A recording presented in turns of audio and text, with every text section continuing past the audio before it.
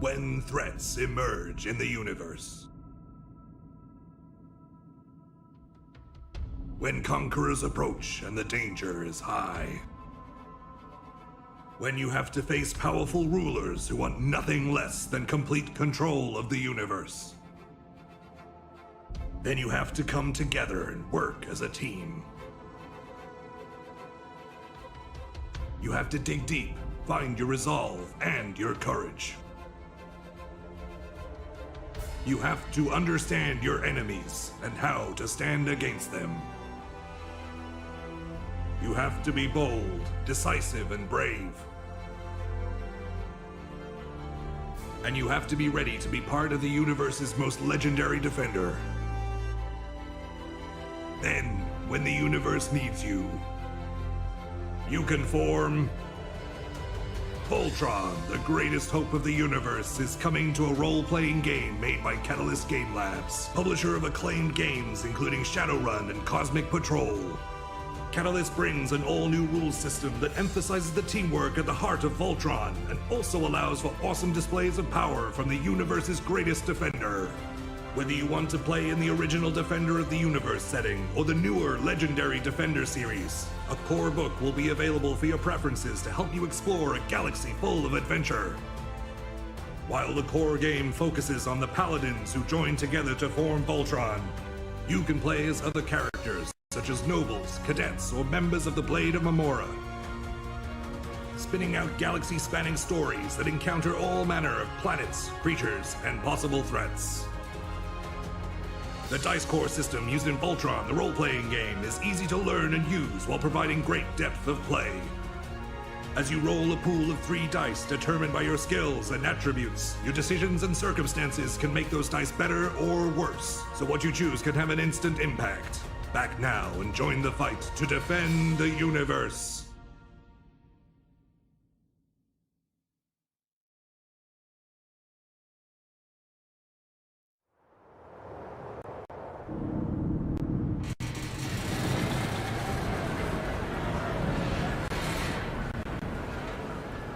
There are 3 constants: cold, work, and the moan. The first is an ever-present danger. The second is our best weapon to fight it. And the third is proof our weapon is working, that the tools we have built to preserve us from the ice and snow are keeping them at bay. The world we knew ended 10 years ago. The great frost descended and the cold never relented. There are no more seasons, no more warmth. Things we took for granted in our old life, food, trees, comfort, are difficult to come by. It is a hard life, but it is the only one we have. We go forward, day after day, driven by the same words that spurred us on since we migrated north. The city must survive. Frostpunk, the award-winning video game from 11-Bit Studios, is becoming a tabletop role-playing game from Catalyst Game Labs, longtime publisher of Shadowrun and Battletech. This society-building game pushes players to consider what they will do to preserve the fragile communities that they have built. Take on a variety of roles, from medic to engineer to hunter to explorer and more. See what you can do to build a society, confront crises, and overcome the dangers of the continual cold. The choices you will face will not be easy, but they cannot be avoided. What will you prioritize? What will you value? If you keep hope in your people and reduce discontent, you can build something that lasts. But if things go poorly, people will let you know. You could find society crumbling around you and perhaps be exiled into the cold with no hope of return to warmth. Using the new Dice Core role-playing system, the Frostpunk role-playing game offers an easy-to-learn, fast-moving system that puts your character's decision at the center of any session, and allows you to try and build and maintain a city that somehow manages to hold people together. Back now for your chance to play an entirely new kind of RPG.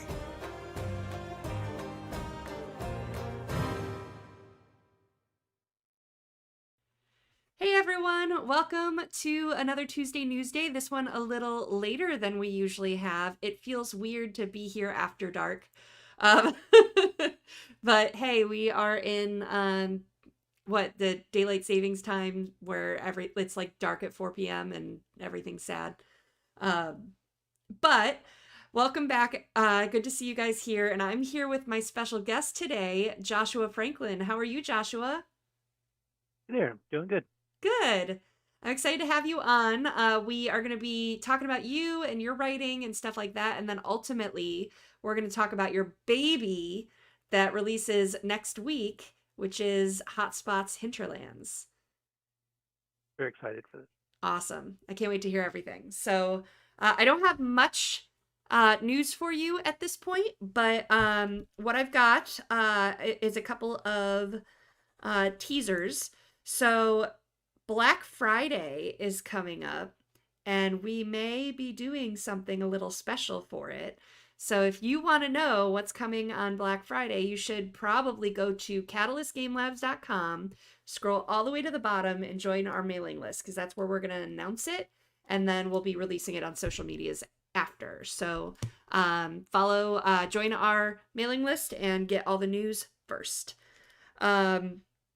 Then we've got PAX Unplugged coming up. So we're going to be doing our announcements. I've started piecing together our schedule for stuff that we are going to be announcing. So I'm working with the team on some fun stuff to share with everyone. So I do need to I said I was going to do it last week, and then last week got away from me. I need to write it down. I need to make the YouTube link for it. Like the preview or whatever, so that you guys can follow that so you don't forget, because there's going to be some really cool announcements.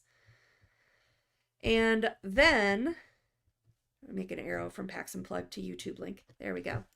And then also if you hear any of my computer noises, we have a group chat going for the next Leviathans update is coming maybe tonight, maybe tomorrow, but we're doing group edits right now. So we'll be sharing that, and then so this week you'll get an update on Leviathans. So just to let you guys know that. All right. I'm ready. Yeah, Arya, did you back Leviathans? Oh yeah. Yeah. I think we're all excited to get this out and launched from the docks. So really excited to get any news whatsoever on that. So. All right. My ADHD meds are wearing off at this point, so I'm a little distractible. But I want to talk about you, Joshua. How are you? Doing good. Good? We're having a very busy year this year. So Awesome. good. Hopefully good busy, not bad busy. All sorts of things, but lots of good stuff. Well, so how long have you been writing for Battletech? Writing, that's at least the first big thing I wrote was the Alpha Strike rulebook in 2013. Oh, okay. Wow. So about so 11 I've years. been a volunteer for that. Yeah, I've been a volunteer for that, the Master Unit List team and stuff. But and I'd written a couple of like one-page technical readout. Okay. writings, but the Alpha Strike rulebook was the first big writing job. Awesome. All right. And then did you do writing outside of Battletech before this? No. All my English instructors would have been very surprised to find out I was doing any sort of writing. So yeah, that was a big surprise. That actually the Alpha Strike rulebook came out because there was sort of hints at what the rules were. There was this quick strike thing that was use these rules from here, use these rules from here. And I was really involved in playing it and was like, I need an actual rule book. So I just started writing it for myself. And then I had mentioned it to some people that I was writing it, and one of them told, when they're having the developer meetings and what they're going to do for products that year, somebody said, we should do what was then Quick Strike. We should do a Quick Strike rule book. And they said, Josh has already written one. So that's how I got involved. And then it's just grown from there. Oh, that's awesome. So back in 2013, who was the line developer back then? Herb was. Who was? Herb. Oh, Herb. I heard Kurt for some reason. I'm like, I don't know Kurt. Who's Kurt? Yes, I had a secret developer I worked with now. Yeah. Awesome. Yeah, so he did a lot of polishing afterwards, making sure that, he wasn't handing this over to, putting in aliens or something. But When did you first start playing Battletech to have a rule book in your back pocket ready to go? Late 80s. I wasn't like the Battle Droids era, but soon afterwards I started playing, and then played all throughout the 90s. I used to say I used to have two games. I was either playing Dungeons and Dragons or Battletech, and I would swing between the two, for years and years. And I've been stuck in this Battletech swing for almost 2 decades now. So Awesome. it's been a long one. So to be able to write for the line and start with Alpha Strike, what have you gotten to work on since then? Well, then partially because of being on the master unit list, I proposed some ideas that got put into what were then the combat manuals.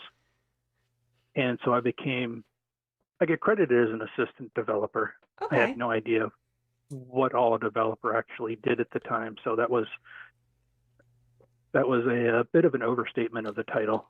But after those were involved, I then wrote a Turning Point, a short scenario book, one of the PDF ones.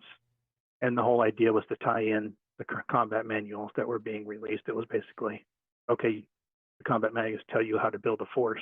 Now you need to do something with them. So I did Turning Point Vega, the War of 39. And because of that, I think Ray then asked me to do the Battle of Tukayyid campaign book. Awesome.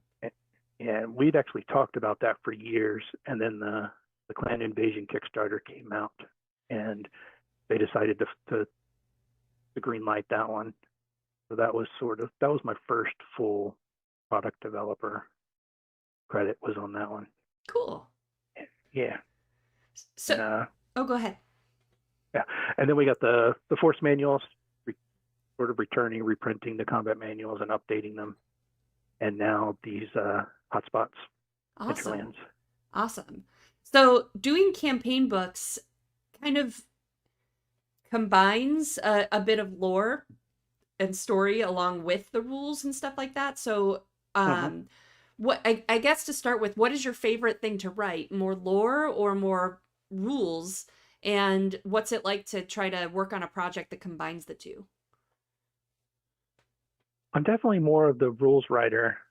So for example, for Hinterlands, I created sort of the template. Here's what the hotspots need to have. Here's the format, the rules they need to have, and then found a bunch of writers to write a bunch of different hotspots using that format, and then got a couple writers to do the lower sections and really flesh those out, because my writing tends to be rather dry, so it's much better for rules writing than hey, that's fair. People. We need both sides of the coin, right? Yeah, back when I did the Turning Point, I even I'm going to write the whole rest of it, but somebody else is going to write that opening fiction. Somebody else needs to write that hook that gets people into it. Awesome. Yeah. Okay, so working on past campaign books and things like that, what are some of your favorite pieces or projects that you've worked on? Well, that's a good question. I mean, the general idea, I've always played Battletech myself. Sometimes I'll do short scenarios, it's just a one-off or just bashing two armies together. But most of the time it was some sort of campaign narrative play where we would show up and somebody would have the story, and the next time we would continue the story somewhere else. And a lot of it was about, especially in those early days in the Succession Wars era, was, okay, if you want a better mech, you're going to have to go find somebody that has one and take it from them. You're going to have to go salvage it. So, we'd start in little stingers and wasps, and okay, are we going to gang up and try to take down that Wolverine? Yeah, we can do it. And then see who all got lost along the way. But definitely that idea of we're going to find our own way in this universe, and we're going to take what we want from it. So I've always enjoyed that idea of continuing play and working to improve sort of your status, your character in that universe. Awesome. Do you have like getting excited about those pieces that you write or anything? Are there any games that you've played, like sessions of Battletech that have inspired your writing? And what is it like to like play the game and be like, ooh, I have a new idea? Can you give us an example of a time that's happened? I had one. It was actually when I ran for the Mercenaries Kickstarter, the launch parties. We had Yeah. one local, and I did an Alpha Strike event, and it was for 8 players at a time. And it was sort of, the idea was something similar to the Grinder for Battletech, where each player has a mech and they just go shoot each other up. And then when you lose a mech, you just grab another one and keep going. So I wanted something for Alpha Strike, but it had to be a little bigger because Alpha Strike makes the scale a little better. Right. So I made this for 8 players, and they each had 2 units, but I gave them all random objectives. And I put they were shared objective tokens. There was like 4 objective tokens in the middle of the board and 8 players, and all of them had different objectives to do with those objectives. So one group wanted to control and make sure they were next to the objective and nobody else was, and another one wanted to destroy the objective. Ooh. Another one wanted to pick up the objective and take it back with them, and another one had some trucks that they needed to drop supplies at the objectives. So everybody it was the same map, same objectives, but everybody wanted to do different things with them. So every game was different in that, somebody would succeed in hauling off one of the objectives and other people would be running after them, trying to stop them from getting it. And so every game was different because of that. And I just love that, that ability to create stories, because whatever the players did, that was what the game was. It wasn't, I just told them, go shoot each other. It was their actions. Other players were reacting to what the other players were doing. And, then they started conversations, they're like, what are you doing with that thing? Bring it back here. It's sort of that interaction. Great. So I love that, where the game itself provokes conversation amongst the players. I like I think even when I play RPGs, I think very cinematically. And so I like that element of Battletech, where I joined the last hour of a grinder at GameholeCon, and they were all still light mechs. No one had died 5 hours in. And I was like, cool, I'll set a bounty on me and I'm going to be an Atlas. So just having this Atlas appear over the mountainside that's why I chose where to come in from, and have all of the mechs just turn and face me, and like that kind of cinematic vibe of the landscape and everything. I love that stuff. It creates some really cool story moments. So yes, changes everybody's thoughts. So, like, whoa, what's that? So that game you were just telling us about, like, what specifically, is there anything from that you've either pitched or ended up in a rule book, and which one? It's the general idea of trying to come up with objectives that are more than just the last mech standing wins. Deeper objectives. But very much, yeah. And particularly with the hotspots, trying to come up with more interesting, either the environmental conditions or the objectives themselves. Maybe it's something about the composition of the forces that make each feel like a story. Particularly if the whole idea of this is to be narrative play, is we want each one to be telling a story and to be playing out that story and feel like it's different than all the rest. Particularly for mercenaries that have, in Battletech, have always had this emphasis that they could have access to almost anything. If you look at the master unit list and say, what do mercenaries have? And it goes almost everything. But instead of saying mercenaries have everything, what I want is for you to start just yourself. You can start with whatever you want, but then you're going to have a story about every other unit that joins your mercenary command. Like, remember when we were on, Alina, and we fought that Atlas, And then we hired, REM to pilot that Atlas, and now they're part of our mercenary command, and you have that story for everybody that's part of your. And that's something some of the fiction has done really well, from the Grey Death Legion to Fox Patrol, is they've had recurring stories and people have joined those commands, and you remember where in the story they came from. Some of them were even fighting against them, and afterwards you're like, you're a mercenary, you need a new job. We just defeated your mercenary group. Come work with us. Laying burning on the ground, want a job? Yes. Awesome. Okay. We just salvaged your mech. Do you want to pilot it?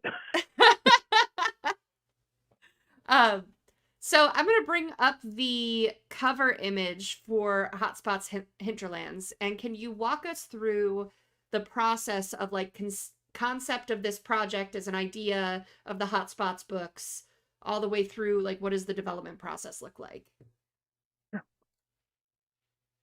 There it is. It'll take it a minute to appear on the screen because we are coming to you from the future of about 30 seconds. Yeah. So this was Ray's idea. He came to me a couple of years ago, and the Hotspots. There was a book called Hotspots back in the 90s when Battletech was in the late 30-50s era, and it was about this area called the Chaos March, and it was sort of similar in that the governments locally had all fallen apart, so there was just every planet out for itself, and each conflict was within that system instead of being part of an overarching, intersphere-wide, universe-wide war. It was each planet had people fighting over it, and it was great because player-sized forces could get involved and feel like they were important to the story on each of these planets. And so the idea was to bring that back. And with Tomorrow Rising and the creation of this area of the Hinterlands, which used to be Clan Jade Falcon's occupation zone, Jade Falcons all left, went to Terra, and none of them came back. So it's like, the whole government of this area just disappeared, the whole military, and people start realizing there's an opportunity here because there's nobody to tell you what to do anymore. Anybody with a mech can come in here and start their own plan. And Tomorrow Rising goes through all these different realms forming and coming into conflict. Hotspot's Hinterlands is a campaign to play in that Hinterlands, but it's about the player's mercenary force. And that's one of the things that we did with this cover. Is this cover image is a mercenary called the Sandworm, and it's somebody you can recruit. They're on this desert planet. They've actually been abandoned there for, I don't remember how many, more than a decade. And that's why they've got this camouflage on. They've actually hidden their mech. They were abandoned here, and they hid their mech in the desert. Ooh. And they had this camouflage and everything. And so when you show up and you're fighting there, they actually offer, like, you get me off this planet, I'll fight for you. So it's one of the people you can recruit. And so it's this idea that, from the cover, it's about you and who you are, not about Clan Jade Falcon or the Lyran Commonwealth. It's about the player's forces. We did hint with the colors of the Hinterlands. We have that tarnished green, copper. This used to be the Jade Falcons, and there's the underlying Jade Falcons, but it's there's all this weathering coming, and I like that everything else popping up. subtlety. Yeah, and the Wild West theme of the law is whoever has the biggest gun, because there is no government. It's everybody deciding for themselves what they want. So there's inside the book. This might be a good place for me to start with a campaign. Like for Shadowrun, when I got into it, it was Chicago, which is also kind of that lawless land and the containment zone. And so being able to kind of be let off the leash in terms of what you could get away with, so you're not you're less concerned with breaking the rules, as it were. So, and then you can learn the rules later. So, Yeah. So the heart of the book is the 13 hotspots. Each of them is a different planet that's in this area, the Hinterlands, and each of them has a conflict going on. So it tells you about the conflict, the two sides, and most of them, both sides are hiring mercenaries because there's no military around anymore. So whenever there's a conflict, they've got resources, they go and hire some mercenaries to come in. So the 2 or more players are playing the opposing sides, but they're both mercenaries. And they're going to fight each other. And they're going to get contracts. There's going to be rules for how you get paid, hopefully how you succeed, and grow your mercenary command as you're playing through these. Some of them are, one of them is literally called Acts of Piracy. So one of the players can choose they're going to garrison some world and defend it. And the other player's like, nope, I want to be the pirate. And then they find out, the pirate player then determines which of the systems that were available they're going to attack. So the player that's on garrison may actually get a break and they get to play some other force that the pirates actually attacked. But they're still going to get paid because they're on contract. They just get a quiet contract. And then there's all sorts of in between. Some of them are 2 different Jade Falcon non-military groups are fighting over who's going to control in the absence of the whole warrior caste being gone. Sometimes it's 2 clear and Commonwealth nobles that are fighting against each other because one of them wants to claim the territory and somebody else is like, well, yeah, you may have a claim that's now 50 years old. If I get there first and I take it, I'm going to be in control there.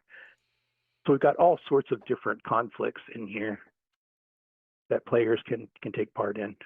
And we even have a couple that involve clan house horses, which are around. And so there are options for the players to play a clan house horses force. cool. And that to be their command instead of a mercenary. Okay. All right. So development on a project like this, like being the lead dev, what is like, how do you even start to organize? Like, this is the story we want to tell. You do this part, you do this part, you do this. Like, how does this all come together into one cohesive book? Well, the first step was to come up with the system. How do we define a hotspot? And one of the important things to me was we needed to define all the way through sitting down at the table and playing. So it wasn't just we were going to describe a conflict. We had to say, these are the maps you're going to use. This is how you build forces. This is how you determine who's going to play. So when I have that format, and we did some play testing and everything that we felt it was pretty solid, I then went to find several writers and said, okay, you have Tomorrow Rising, go through there and find places that we don't know what happened. Because I want the players to determine what's going to happen here, not we're going to reenact something that we already know the results of. Right. So they had to find places that we don't know what happened yet in the Battletech universe, and then they had to come up with the point, okay, who's fighting here? Why are they hiring mercenaries? They had to figure out each of those individual stories. And so there's a wide range of writers and a wide range of stories that came out of that. And then it was, after that, it's mostly finding out what we needed to create to support them. Like if they, like one of the things we have the option to have a game master. Instead of just being 2 players and mercenaries, one could be a game master. And we needed to have a system for them to be able to determine what forces they're going to control. So we had to go through after all the writers at least had the concept of what it was, we had to say, okay, they need a Jade Falcon background force. They need a Lyran Commonwealth. Figure out which lists we need to create for them. So then they can say in their hotspot, if this side's a Game Master force, roll a Jade Falcon based force for the Game Master. So, and then it was going through and just making sure that we were all on the same page as far as how these were balanced and how they worked. And then we also had some writers come through and explain the background, what's going on in the Hinterlands. And one of the things we added, it was also part of the old hotspots. The old hotspots were in the 3058 Chaos March, and they were all about outreach, where the Wolf Dragoons had their own planet. And that's where they ran the mercenary market. They like took over, not just being a mercenary, but took over the mercenary market, you know, where you go to find jobs. And so they described the entire world of outreach and how do you get jobs and what kind of jobs are available. So we have a new hiring hall here in the Hinterlands. And so we go in depth. There's a whole chapter about important people on that planet who's, there's one person that basically is sort of the criminal underworld. They're the ones that are paying the pirates to loot these planets. There's the 21st Centauri Lancers actually showed up here because it was a pirate haven. They showed up here to put down the pirates and then realized as soon as they leave, the pirates are coming back. Ooh. So they decided they had to stay and keep it managed and started this hiring hall. But they've only got like a company of troops, and they've got to work for money. So they've got to take jobs while they're trying to manage. So there's this big conflict between, you know, all these mercenaries coming in, and mercenaries are not always the most well-behaved citizens on a planet. You know, they tend to think that, you know, a large laser can solve problems. Then some of them are flat out pirates. And so they have this conflict. And so we set up these two sides where 21st Centauri Lancers are famous for being honorable mercenaries. And they insist on fulfilling the terms of a contract and protecting civilians and everything. Meanwhile, they're trying to manage a hiring hall where there is no authority. There's no law. Like when somebody says, hey, I want you to go over to this planet and take all the cars on the lot, they're mine. There's nobody to say who those cars actually belong to. Who's the pirate? Who's the person repossessing from the pirates? Oops. So they're trying to manage this, and it's really straining on them. So the opening story is part of this idea of they really, really want to be this honorable mercenary command, but there is no law around them telling them what is right or wrong. So they did Brian Young did the opening fiction, and then Stephen Toporov did the hiring hall chapter. Awesome. Stephen's going to be our guest for next week's Tuesday Newsday because we're going to still be talking about Hinterlands next week. Yeah. And the idea behind particularly that chapter, there's no RPG rules, but the idea is that if you wanted to play a role-playing game rather than just a Battletech game, you wanted to add those elements, that was a setting you could use. There were characters there that would be involved and create interesting situations for the characters. Awesome. All right, so you get to work with all these writers to pull together this ultimate campaign. So how does it feel? Is this the first project you've fully devved, or have there been others previously? Tukayyid was the first. What, Tukayyid? So you've seen that. So what were the differences? What were the learnings that you had from Tukayyid to now, where it's like, okay, I learned in the future I need to anticipate this, and this to make the project flow smoother. Do you have an example of that? This one, we had a lot more preparation beforehand. So we had the idea that we were going to do a Hotspots book. And so we were just testing the system. Like we didn't even know where it was going to be necessarily yet or what the background was going to be, but like, okay, we want this campaign system for the mercenaries. How are we going to do it? So we got a lot of that done ahead of time. So I really had a better idea of what the format was going to be ahead of time. And I think because of that, we've done a better job of making the playability of it better. Tukayyid was a lot of there's a lot of good stuff in the Tukayyid book, but it is pretty wild as far as the results of what players can get from it. Oh, cool. Okay. So that's Yeah. the book to go to if I want to break the system a little bit. And Yeah, it's got more where you would be fighting a fight and go, is this really fair? And it's like, no, oh no. Comstar has the advantage here. It's Oh. and some of that was intentional because Comstar does win that battle, and I wanted to introduce the idea that yes, the players could overturn that, but I didn't want to make it play like, okay, how in the world did Comstar win this? Right. There's no way. The clans are just more powerful. So we did make it tough on the clan players. We gave them that little glimmer of hope, and then, let the results show them that this was a bad idea. Oops. A bit.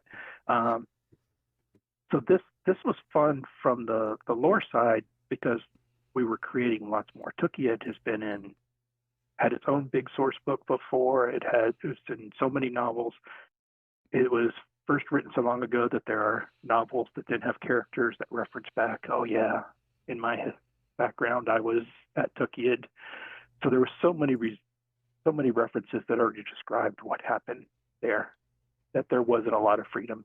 This book, there was a lot of freedom for the writers to come up with the different things. It had to fit coming out of the background, but we had a lot of freedom of, okay, what actually is happening here. Do you circle back? Like you had said that the writers came in and kind of told you what was happening in the background and stuff like that. Do the writers, once you've written, do the writers then take another look and be, yep, this is all compliant, and now I know where I can pull some of these threads in the future, or like who is that lore master that approves that everything makes sense? Yeah, I had to prove. Mostly, I was interested as the first sort of check when it came in. My first concern was, okay, how playable is this for the players? One of the difficulties, I think, when you tell a writer to write something for a game is that they write a great story, but it's sort of the players have no agency in it. It doesn't necessarily have to be railroading, but it could be, you write a track in a battle and it like specifies, okay, this famous hero is there and they have these units, and you're like, they have a more powerful force than the player does. This is about them, not about the players. So some of those had to go back and forth going, okay, you need to make, they're hiring the players, but the fighting should be the player should be the one deciding it. So sometimes we had to rewrite a couple to sort of shift that focus back to them, which is normally pretty simple for the Hinterlands because, like I said, most of the militaries have left. So it's pretty easy, but a couple of times you bring in some big hero and it's like the employer shows up and they have all of this, and I'm like, no, they need to step aside. And then after it's all written, it goes to the fact check team, and the fact check team is checking all the little details, like, that seems like such an undertaking. Yeah. Well, and we actually have part of the book came out of trying to keep the timeline straight because so many things change in the Hinterlands over a year and a half. Because it starts with a blank map with the Jade Falcons disappearing and everything goes gray. And then all these little new states start showing up one world at a time and start adding them. And we're like, okay, the players are going to be playing along with this. And they're going to get a contract in, October of 3151. And they're not even going to know who's there. It's like, because we were having problems with that as writers sometimes, as some writer would say. And I'm like, okay, the way you wrote this, it only works in the very last month that this has happened because the people hiring don't exist till then. I'm like, I've got this campaign that's supposed to be a year and a half, and you only made it available at the very end there. So we made a list. Okay, here's when the Tamar Pact is formed, what worlds it had. 2 months later, it adds these worlds. And at the end, we went to Ray. I went to Ray and said, I need a map showing the players how this all changes. And we started talking about how to do that map. And finally, we said, no, we got to do 6 different maps. Oh my gosh. So the same area, the Hinterlands, there's a map for every 3 months. So it starts January to March of 3151 and says the Jade Falcons have all left. This is all gray. And then each 3 months after that, it shows what's new. And it, like, if Tamar Pact is red, the first time it'll crosshatch red saying this is where the Tamar Pact arrived during these 3 months. And in the next 3 months, it'll be a solid red, and anything new it expanded is crosshatched red. So you look through these 6 maps and you could see all these splotches of color appearing and then growing, and then the borders hit, and sometimes there's conflicts between them. Wow. And then that whole Hell's Horses turn their whole side of the map orange. It was actually funny because when you read through Tomorrow Rising, a lot of players were like, what are the Hell's Horses doing? It sounds like they lose everything. But you look at the map and they're just growing all over the place. It's really impressive seeing them grow. And you're like, admittedly, the times they had big battles, they lost them. But it's because they were rushing so fast. They were just taking world after world and expanding in 2 different directions. So they look more impressive on the map than they did in the telling of the story, because the story focused on the times they lost. Wow. Neat. Okay. Wow, 6 maps. And Ray probably still recovering from that, but I really love those maps, so Awesome. they were worth it. Okay. So it's about time to switch over to Q&A. So what's your pitch? Why should people go get Hinterlands? What have we left out of the conversation? Why should people buy it? People should buy it because they have all these pretty mechs and they want to have a fun and interesting game with them. That's what we want is,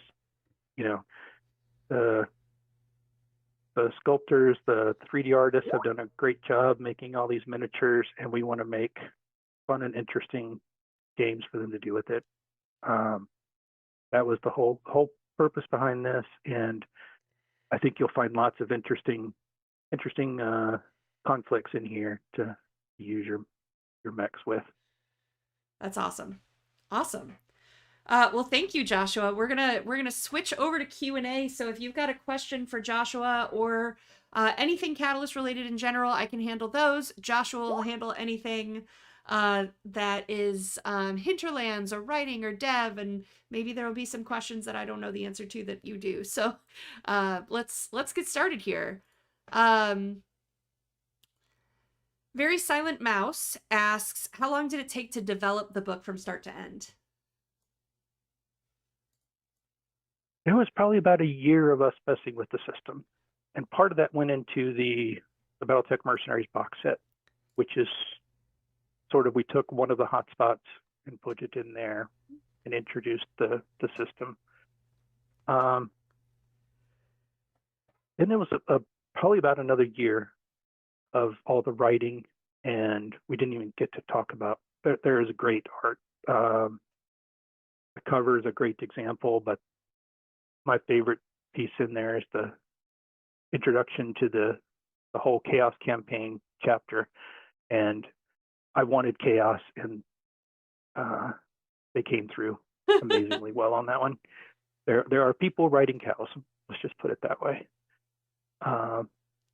And so there was there's probably, even after the writing was probably only about a third of that time. Then editing, fact checking, the arts, the maps, layout on all of this. So it was probably about 2 years total. Wow. On this. Wow. Okay. Dang. It takes a heck of a lot of work and lift and everything that comes with this. Like I said, with the fact checkers, editing, gosh, I can't imagine working on a project like this and having it, seeing it finally come to fruition. So that's cool. Yeah. Then there's the 6-month wait for it to actually be available to people. And then it gets pushed because the ship isn't in the shipment hasn't shown up to the warehouse yet, and everything else. Yep. So awesome. All right, what else do we have? We have from the Battletech forum, any update on Tales of the Bounty Hunter? I don't have anything, but I can shoot a message to John and see if he has anything while we wait here. Maybe he's on and he can answer some questions for us. Les James, any update on McCarran's Armored Cavalry and 2nd Star League Assault Lance Force packs? Yes. So poor Randall, he got back from his world tour and he said that it feels like every illness that he avoided during his world tour all caught up with him at the exact same time, and he's been like out of the office for like almost 2 weeks because he's been so sick. I think he had an ER visit and everything too. So he's just like yesterday is the first time I've seen him back at work, and he's still like, it's better than it was, but not great. So he and I sat down and looked at all of the pushing that we've had to do for the Kickstarter and everything. We kind of looked at everything and reconfigured where things should fall. So let me go pull that up real quick, and we can go over that. So I've got, where's my cell sheets? There they are. Boop. All right, so December is only going to be Hotspot's, Hinterlands, and Essentials. We had hoped that 2nd Star League and McCarran's would release in December, but because of I'm wrong. So for November is Hinterlands and Essentials. I don't know what month I'm in. We had hoped for November that McCarran's and 2nd Star League would be there, but the shipment only arrived in the warehouse last week, which was past the due date for it to launch in November. So McCarran's Armored Cavalry Assault Lance Force Pack is going to be a Barnes & Noble exclusive first, but that will be releasing in December. And then 2nd Star League Assault Lance Force Pack, we, again, just with the deadlines of when you have to have the stuff turned in versus when it shows up, it is going to release in January, along with Ilkon's Eyes Only is when that is slated to come out. Everything else on here. Oh, we're also in January going to drop the drop ships that were released from during the pledge manager of the Kickstarter. And then everything else is a Kickstarter release for January. Going back to my questions.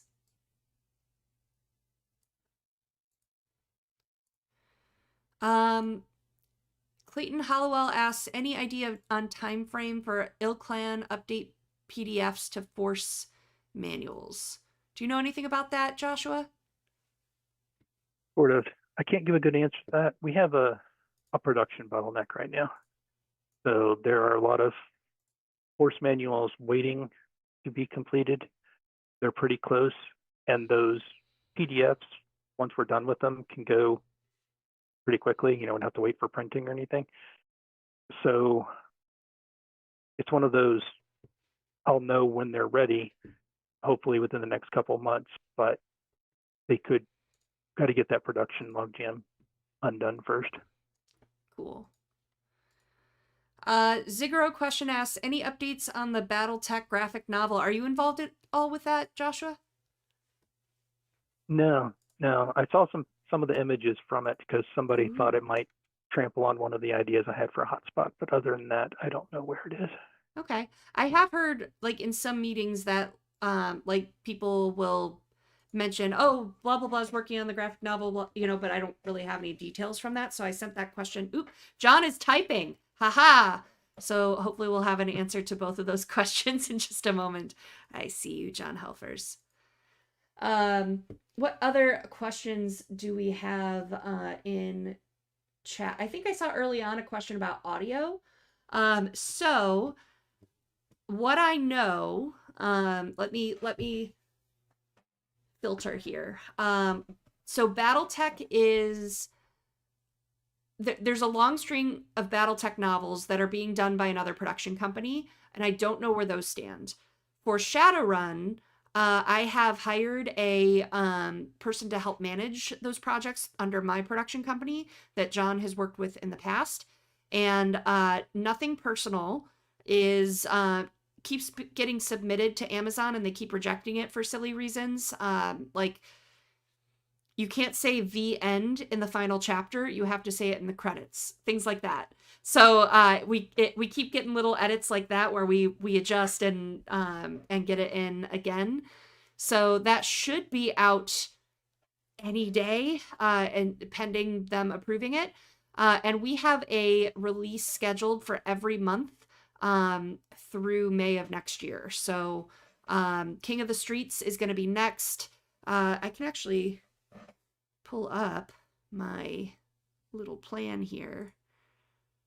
This is subject to move because sometimes like we run into a roadblock where quality isn't good enough, so we need to re-record an entire narrator's files or something like that. So things can get pushed.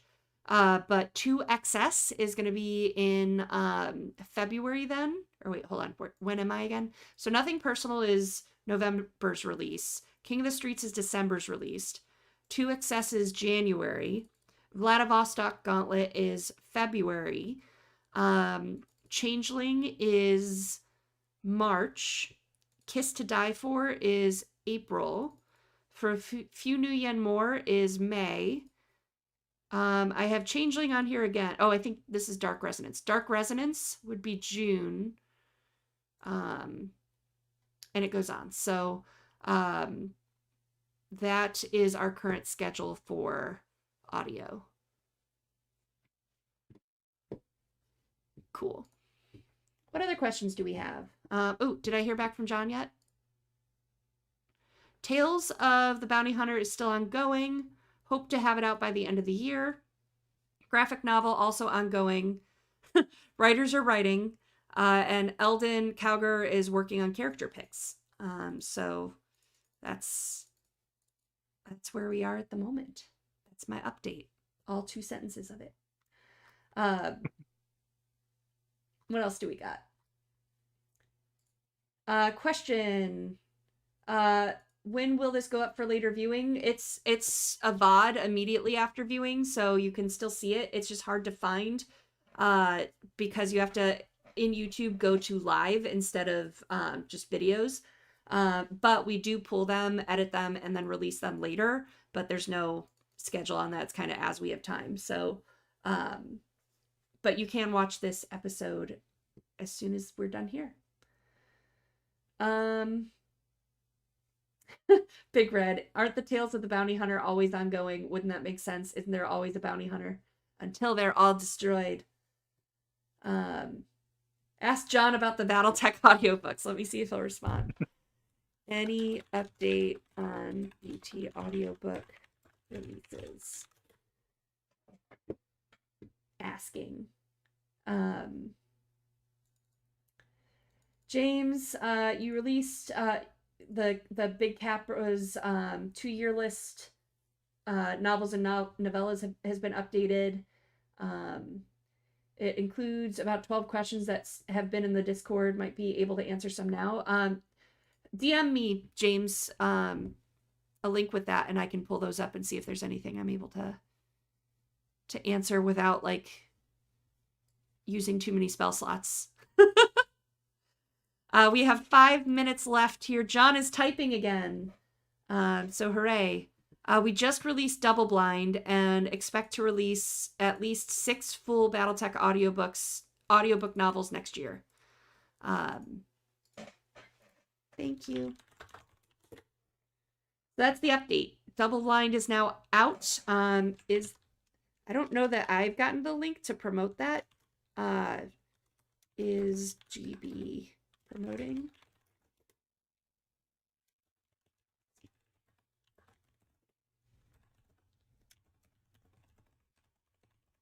I haven't seen a link, but I may be oblivious, so I let them kind of have that conversation now with social media. So All right. What So else? can you ask John about audio rule books? Audio We can rule have the books? Oh, yes, that rule would. books and audio. So it has come up before. I have not heard talk about audio rule books, but it has come up. Like not even necessarily with Catalyst, but with other publishers. Joshua. I don't have to actually ask him. It's a joke from Discord.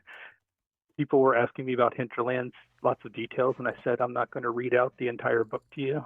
And then I decided that would be funny, so I actually read like a paragraph of the rules from Hinterlands. Awesome. Yeah. And then James. We don't need to do that. Kickstarter audiobooks. So those will be ongoing. Crazy Slane. It's a different monster, and recording like from contracting all the way to completion, like it can be a year process. So the fact that like these books are just getting written, these will be released ongoing until they're done. So let's see here. What do we got? James said that he emailed me, so I'm checking right now.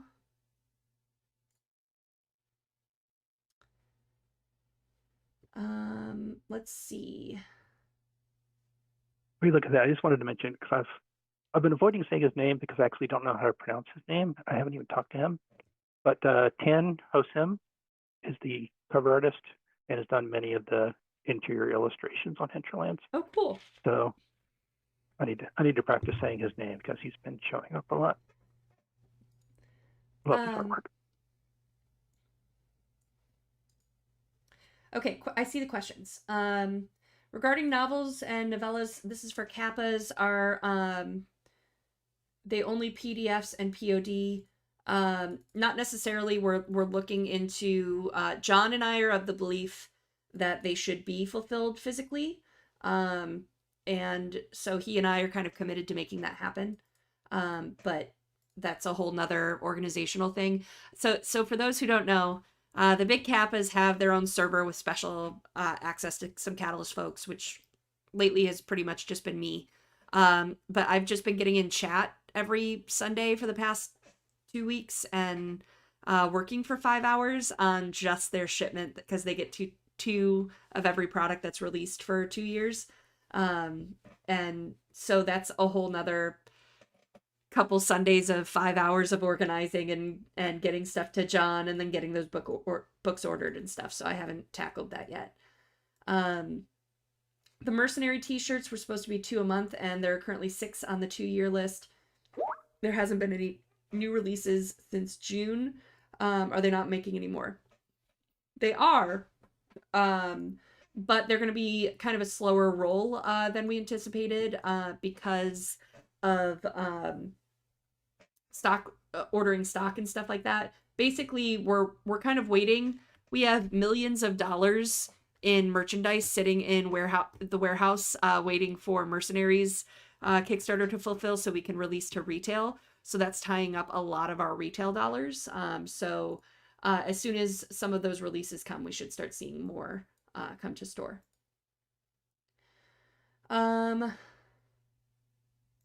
Will BKs get the last Star League Force Pack? They were originally scheduled for January, April, July, and October. I'm not sure. I can ask.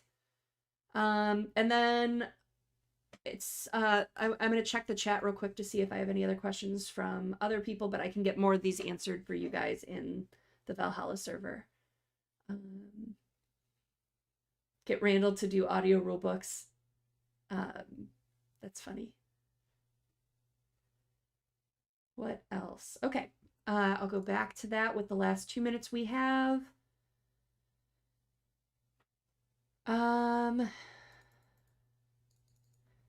Yeah, McCarran's will be in the back big Kappa list, so no worries there.